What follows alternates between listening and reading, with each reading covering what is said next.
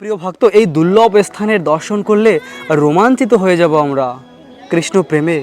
যে আজও সেই দুর্লভ স্থান এখনও রয়েছে, ভেবে দেখুন।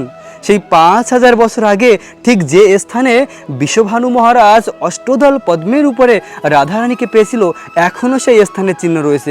একটি অদ্ভুত রকমের গাছ রয়েছে। দেখুন প্রিয় ভক্ত, এই গাছটি এই জগতের আর কোথাও নেই। ঠিক এই স্থানেই রাধারানীকে পেয়েছিল বিষভানু মহারাজ। এই গাছটা সেই 5000 বছর পুরনো। ঠিক এই স্থানেই রাধারানীকে পেয়েছিল বিষভানু মহারাজ। আজ রয়েছে এই দিব্য স্থান। রাধাকৃষ্ণকে ভালোবাসার মাধ্যমেই আমাদের এই দুর্লভ মনুষ্য জন্ম সার্থক হবে।